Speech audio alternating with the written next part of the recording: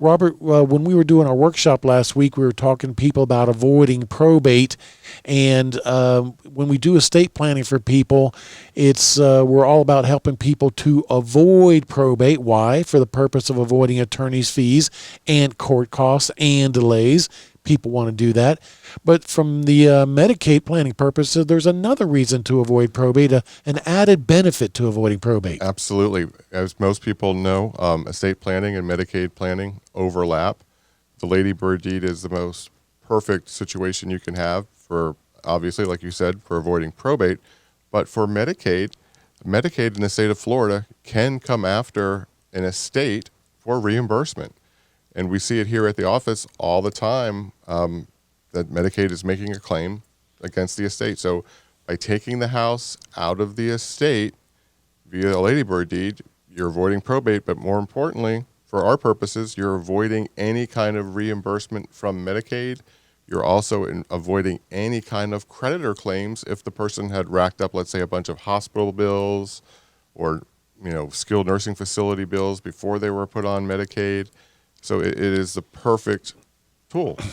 Robert, we're all about helping people to avoid probate here at the Olsen Law Group in Orlando, but we also do a ton of probates. I mean, that's one of our probate departments. That's all they do all day, every day. And what we're saying is that when we do probates, we are obligated to give creditors an opportunity to file a claim in the estate, and that we also give notice to Medicaid. So that if you were ever on Medicaid while you're alive, they have an opportunity to file a claim in the estate. And before, as you can imagine, in probate, before the wealth goes to your kids, we got to first pay the valid creditors. And so by avoiding probate, we avoid the possibility for creditors filing a claim.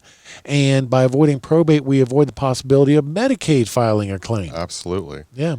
And so go ahead. In that vein, with avoiding probate, in your workshop, you always tell everybody, have a beneficiary on a bank account, either transfer on death, payable on death. Same thing with Medicaid planning. We had a client had called us and they created a burial account, because with Medicaid, you're allowed to have a bank account that has $2,500 in it. That's not part of their allowable assets. And they set it up perfectly for Medicaid, but they didn't put a beneficiary on the account. So now they're looking at opening up a probate for $2,500 that's in the account. Yikes, that's going to hurt. Now they can't even use that money for burial. Yeah. So when we're doing Medicaid planning for people, helping people to protect their life savings from nursing homes, what we're saying is that you can create a $2,500 account, a burial account. Medicaid will allow you to keep that account for the purpose of getting you buried or cremated when you pass away. Absolutely. But we need to go a step further, like all bank accounts. And when you set up that burial account, you need to make it POD, payable on death to one or all of your kids, so that when you pass away, it automatically goes to them, no probate required, and then they have easy access to that money to get you buried or cremated. Absolutely. Yeah. So that's just one of the things that we do for people here at the Olsen Law Group.